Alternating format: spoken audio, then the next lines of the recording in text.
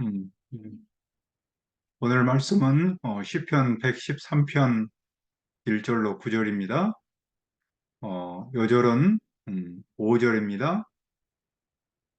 여호와 우리 하나님과 같은 이가 누구리요? 높은 곳에 앉으셨으나 말씀의 제목은 여호와의 위대함과 은혜로움입니다.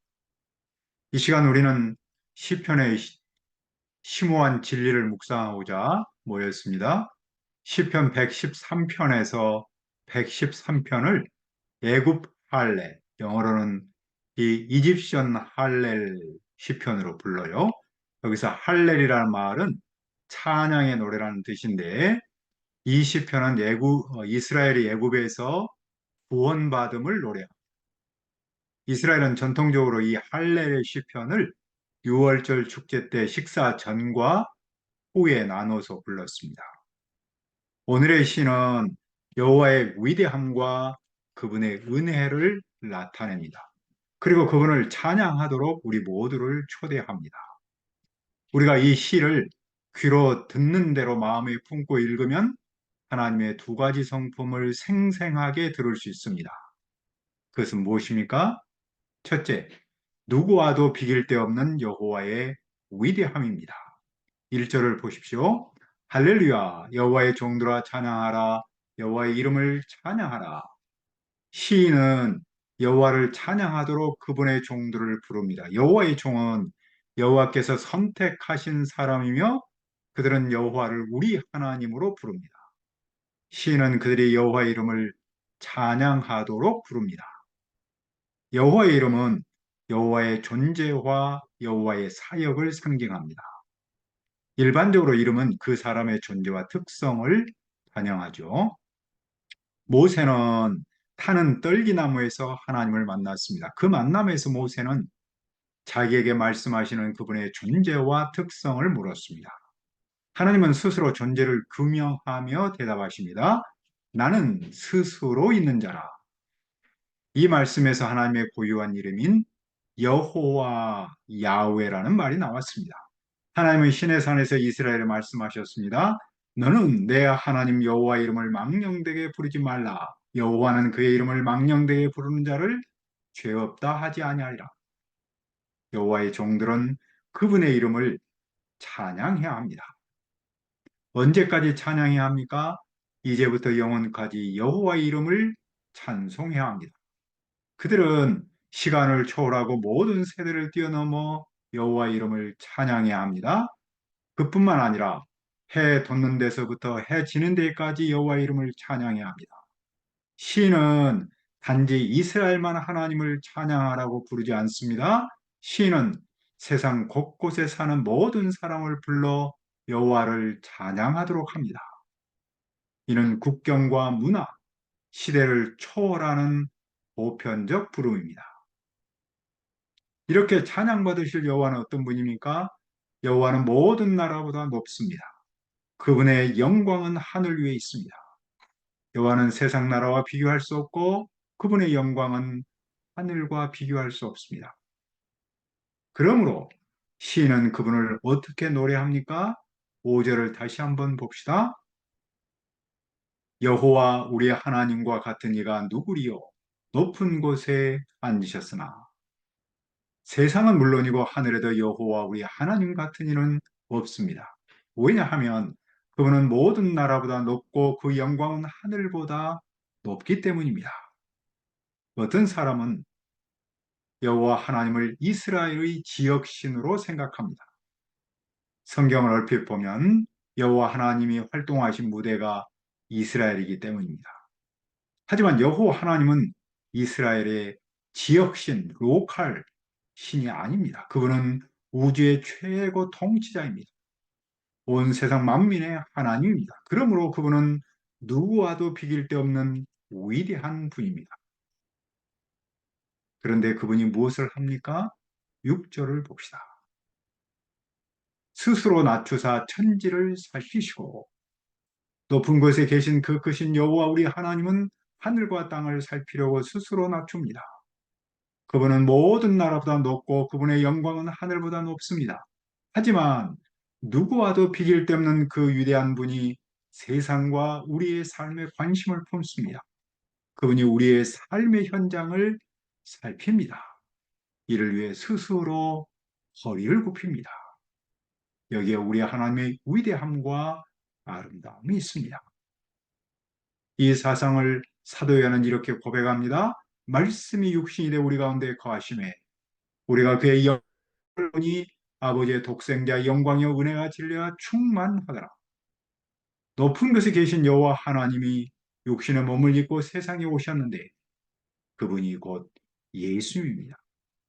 우리가 그분을 보니 하나님의 영광이요 은혜와 진리가 충만합니다. 사도 바울은 이 예수를 이렇게 고백합니다. 그는 근본 하나님의 본체시나 하나님과 동등됨을 취할 것으로 여기지 아니하시고 오히려 자기를 비워 종의 형체를 가지사 사람들과 같이 되셨고 사람의 모형으로 나타나사 자기를 낮추시고 죽기까지 복종하셨으니 곧 십자가에 죽으심이라. 여호와의 위대함은 그분을 사람으로부터 떼어놓지 않습니다. 오히려 그 사람의 삶에 참여합니다. 그 위대함이 사람의 삶에 어떻게 참여합니까? 둘째, 측량할 수 없는 여호와의 은혜로움입니다. 7절을 보십시오. 가난한 자를 먼지 더미에서 일으키시며 궁핍한 자를 거름 더미에서 들어세워 우리 하나님 여호와는 가난한 사람을 먼지 더미에서 일으키고 궁핍한 사람을 거름 더미에서 세웁니다. 가난한 자, 궁핍한 자는 사회적 약자의 대표입니다. 하나님은 약자를 일으킵니다. 그래야 하나님은 지도자들, 곧 그 백성의 지도자들과 함께 세웁니다. 하나님은 약자를 구원하셔서 높은 신분으로 올립니다. 이 하나님은 한나를 통해 그대로 나타났습니다. 한나는 아들을 낳지 못하여 괴로운 마음으로 주님께 나가 흐느껴 울면서 기도했습니다. 그런데 하나님께서 그녀의 기도를 들으셨습니다. 한나는 여호와께 고백합니다. 가난한 자를 진토에서 일으키시며 빈궁한 자를 거름더미에서 올리사 귀족들과 함께 앉게 하시며 영광의 자리를 차지하게 하시는도다. 또 여호와의 은혜는 누구에게 임합니까? 9절입니다.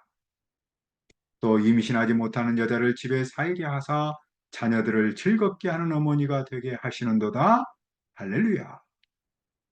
고대 사회에서 아이를 낳지 못하는 여인은 불행한 사람 가운데 하나였습니다. 하나님의 복을 받지 못한 사람으로 이겼습니다.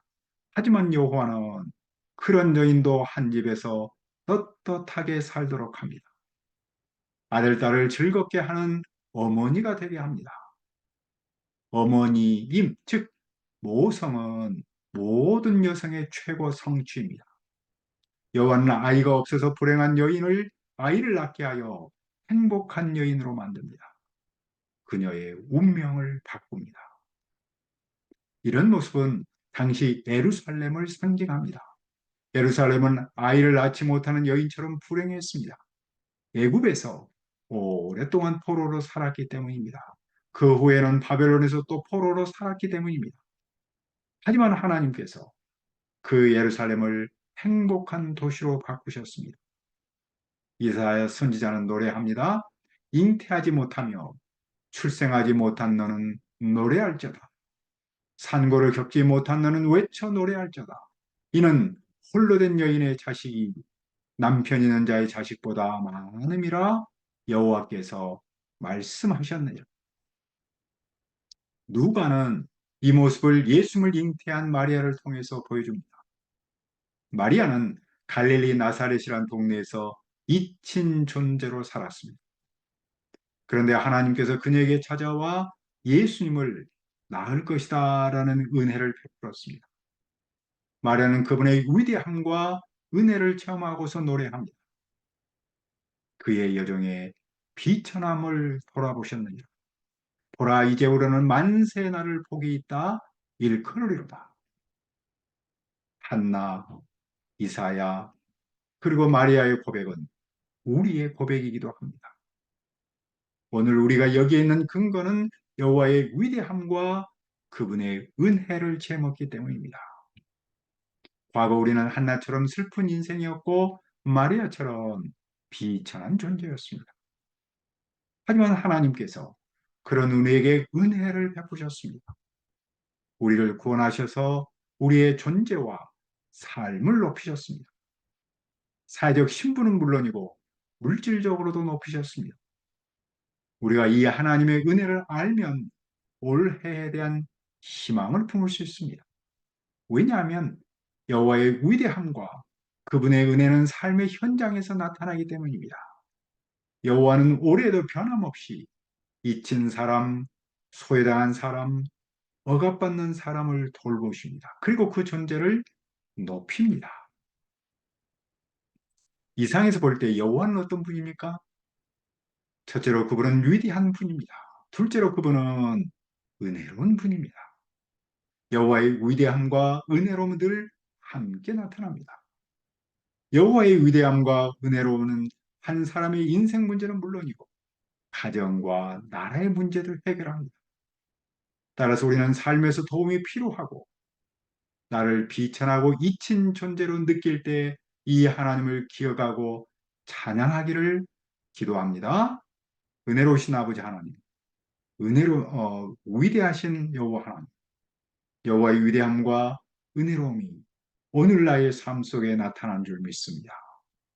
여호와의 위대함과 은혜로움은 한 사람의 인생 문제는 물론이고 가정과 나라의 문제도 해결하는 줄 믿습니다.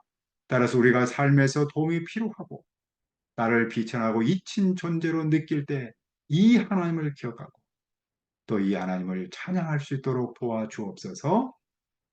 말씀을 주셔서 감사합니다. 예수님의 이름으로 기도합니다. 아멘.